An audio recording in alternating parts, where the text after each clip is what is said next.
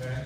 While Moses went up to God, the Lord called him out of the mountain, saying, Thus you shall say to the house of Jacob, and tell the people of Israel, you yourselves have seen what I did to the Egyptians, and how I bore you on eagle's wings and brought you to myself.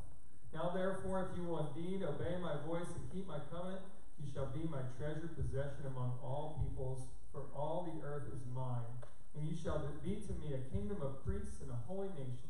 These are the words that you shall speak to the people of Israel. So here God is saying to Moses, I'm blessing you. I'm blessing the people. I'm blessing the people that I've given to you. And so he's saying, you're going to be my people. You're going to be a sign of my love to others.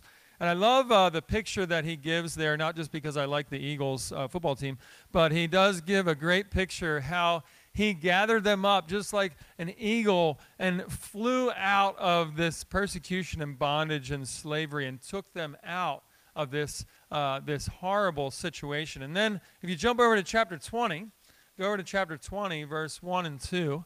I think we'll eventually have slides, right? Yeah, there we go. So 21 and 2 says, And God spoke all these words, saying, I am the Lord your God, who is in control. And this is what God does with his people over and over and over again. It's an awesome thing. So we think about these commands that were given. These were the 10 main commands that he gave. Now there are over 600 laws that were given to the Israelites. Over 600 of them, okay? And there are obviously 10 that kind of embody what God wanted for his people. And it's important for us to understand that God just didn't love rules. Like some of you look at your parents and are like, you just like rules. You're like making up rules just because you want us to obey things. Like it doesn't even matter that I do these, but you just want to test me and make sure I know you're the boss, right? Sometimes we look at our parents that way and we say, like, you're just adding on rule out yourself. Why? Good question. Unsupervised screens in your room present an opportunity for the enemy, Satan, to tempt you in ways that you cannot handle. You cannot handle those temptations because of the way where you are right now in life, let alone a man or a woman as an adult trying to handle that temptation. You developing in your relationship with God and in your brain, that's a setup for failure. So your reaction is, that's ridiculous, maybe.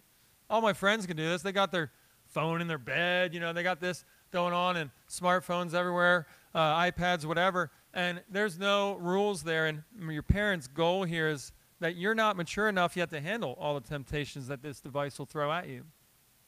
And some of you are like, in your brain right now, you're nodding your head because you're giving it a temptation to these things. The things you hold in your hand that you've been given, and you're giving into this temptation. Like, I'm not quite sure about them. Your reaction, I should be able to stay wherever I want. These are my friends, right? Why you gotta keep me down? I wanna hang out with my friends. These are my buddies. Well, your parents might know a little bit more than you do and might realize that there are situations you might be stepping into in that house that maybe is a little less defined than you're used to. And so there's situations that for them, they don't know the parents well enough, or maybe they do know the parents well and don't necessarily like what they allow their children to do. So there's rules for your own good. How about this one, rule number 3? This is a fun one. No TV, video games, etc. until homework is done. What? No way. I just want to come home and relax. Come on. Seriously. This is just simple understanding, trying to spend time on what's most important first, right? But God's law, trust me, I'm not saying all your friends get to do whatever they want are going to be drug addicts, okay? That's not what I'm saying. But the reality is this, the more your parents lay down some of these things for you, whether you think so or not, they actually care about you.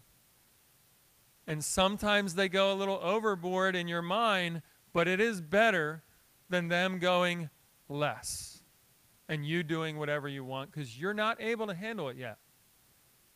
I was hardly able to handle it at 23 when I got married. I couldn't believe I got married at 23. It's kind of crazy to imagine some of you guys will not hold him guiltless who takes his name in vain. Remember the Sabbath day to keep it holy. 6 days you will labor and do all your work, but the seventh day is a Sabbath to the Lord your God. On it you should not do any work. You or your son, your daughter, your male servant, your family servant, your livestock, the sojourner who is within your gates. For in 6 days the Lord made heaven and earth and the sea and all that is in them, and rested on the seventh day. Therefore the Lord blessed the Sabbath and made it holy. Verse 12. Honor your father and mother. Oh, what a great commandment. Honor your father and mother, that your days may be long in the land that your Lord your God is giving you. You should not murder. You should not commit adultery. You should not steal.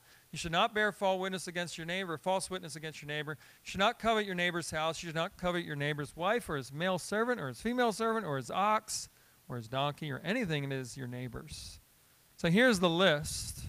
Given are for your own good. So let's look through these in a little bit more detail. Every one of these commands, it's important for us to understand, every one of these commands has its root in the danger of the sin of idolatry. Think about that. You're like, what? We don't serve idols right now. What are you talking about? I don't have a golden calf in my room, right? Well, there's lots of idols. If you just take some time, you're all smart people, and you can realize you have idols in your life.